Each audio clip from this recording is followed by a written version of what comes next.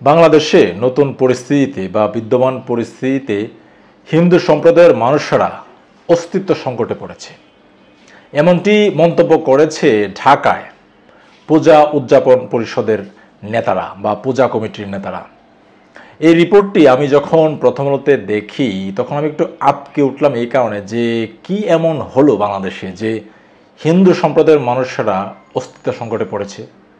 এই যে অস্তিত্ব সংকটে পড়া, এটি তো আসলে কোনো ছোটোখাটো বিষয় নয়।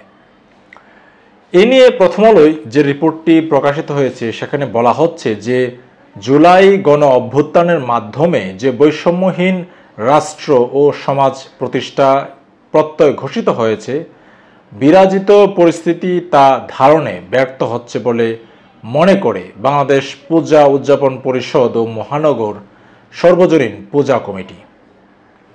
সংগঠন দুটি বলছে যে তারা শঙ্কিত এই কারণে যে অব্যাহত সাম্প্রদায়িক সন্ত্রাসে বিপর্যস্ত ধর্মীয় ও জাতিগত সংখ্যালঘু, বিশেষ করে হিন্দু সম্প্রদায় এই নতুন পরিস্থিতিতে অস্তিত্ব সংকটে পড়েছে। অর্থাৎ এখানে এই পূজা উদযাপন কমিটির নেতারা যেটি বলছেন যে সাম্প্রদায়িক সন্ত্রাসে বিপর্যস্ত ধর্মীয় জাতিগত সংখ্যালঘু, তাদের এই অস্তিত্ব সংকটে পড়ার ক্ষেত্রে তারা আসলে সাম্প্রদায়িক সন্ত্রাসের কথা তারা আসলে এখানে উল্লেখ করছেন।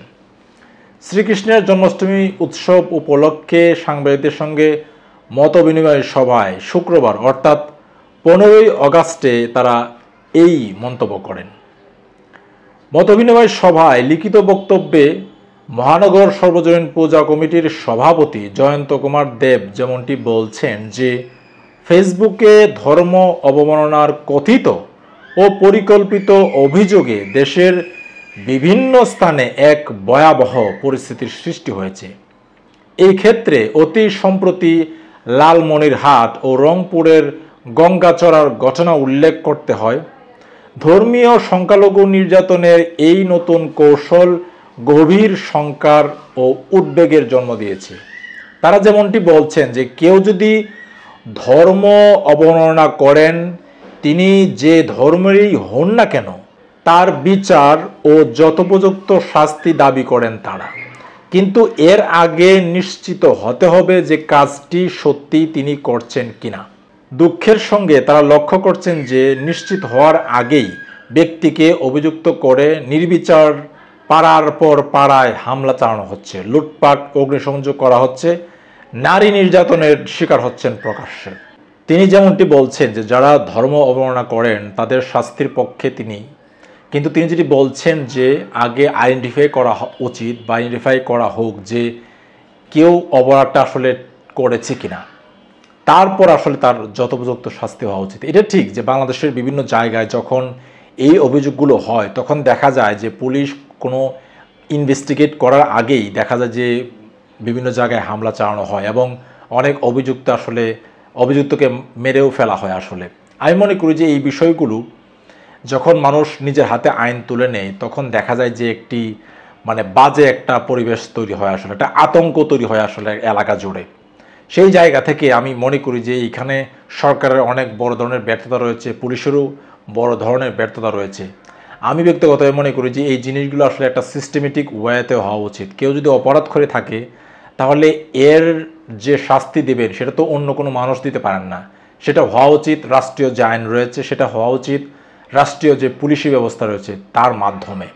মতবিনিময় সভায় এক প্রশ্নের জবাবে পূজা উদযাপন পরিষদের উপদেষ্টা আইনজীবী সুব্রত চৌধুরী যেমনটি বলছেন যে সংখ্যালঘুদের জীবন আচরণ হুমকির সম্মুখীন, তারা নিরাপত্তাহীনতায় ভুগছেন, নারীরা রাস্তাঘাটে বের হলে নানাভাবে কটূক্তি করা হচ্ছে, প্রতিবাদ করলে আরও অনেক ধরনের ঘটনা ঘটে।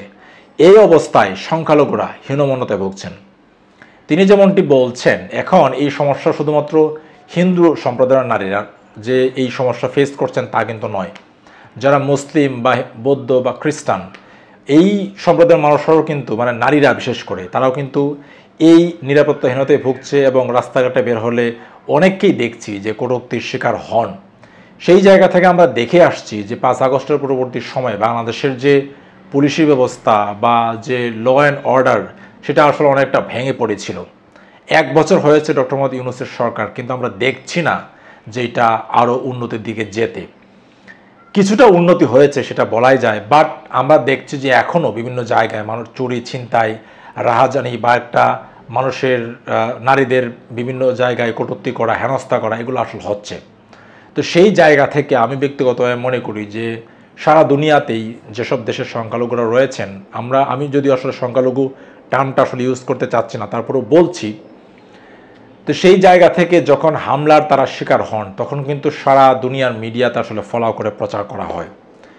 সেই জায়গা থেকে আজকে যারা বাংলাদেশে মনে করছেন যে সংখ্যালঘু নির্যাতন হচ্ছে, এটা এমন আর কি, কিন্তু দিন শেষে দেখেন যে ডক্টর মোহাম্মদ ইউনূসের সরকারকে কিন্তু পশ্চিমা বিভিন্ন যে হিউম্যান রাইটস অর্গানাইজেশনগুলো রয়েছে তারাও কিন্তু একটা সময় সাপোর্ট দিয়ে এসছে। এই জিনিসগুলো যদি চলতে থাকে তাহলে কিন্তু একটা সময় তারাও এই বাংলাদেশের বিরুদ্ধে বা এই সরকারের বিরুদ্ধে কিন্তু তারা বিভিন্ন ধরনের স্টেটমেন্ট কিন্তু আসলে দেওয়া শুরু করবে। তাতে করে বহির্বিশ্বে বাংলাদেশের যে ভাবমূর্তি এটা নষ্ট হবে আসলে। সেই জায়গা থেকে আমি মনে করি যে সরকারের উচিত হিন্দু সম্প্রদায়ের নেতারা যে কথাগুলো বলছেন সেই কথাগুলোর যদি সত্যতা থেকে থাকে তাহলে অবশ্যই উচিত এই বিষয়ে আইনি ব্যবস্থা নেওয়া। আমি মনে করি যে তারা যে কথাগুলো বলেছেন অনেক ক্ষেত্রে আসলে সত্য বা অনেক ক্ষেত্রে আসলে বাস্তবতা রয়েছে। সেই জায়গা থেকে পুলিশের আরও উদ্যোগী হওয়া উচিত এবং পুলিশকে একটা ভালো অবস্থানের দিকে যদি নিয়ে আসতে হয় তাহলে সরকারের সবার আগে উদ্যোগ নেওয়া উচিত যে পুলিশি কাঠামোটা যে ভেঙে পড়েছে সেটাকে আরও দ্রুততম সময়ে কিভাবে অর্গানাইজ করা যায়। সেই জায়গা থেকে যারা হিন্দু সম্প্রদায়ের মানুষরা রয়েছেন আমি মনে করি আপনারা এই দেশের নাগরিক, আপনারা যদি বিপদে পড়েন অবশ্যই প্রেস রয়েছে, অবশ্যই আপনারা নিজেরা রুখে দাঁড়াবেন। আমি ব্যক্তিগতভাবে মনে করি যে এই দেশটা আসলে সবার, সেইভাবেই আসলে আমি মনে করি এই বাংলাদেশে আমাদের বসবাস করা উচিত। তো দর্শক, আজ এ পর্যন্তই। ভালো থাকবেন সবাই, আপনাদের সবার জীবন সুন্দর হোক।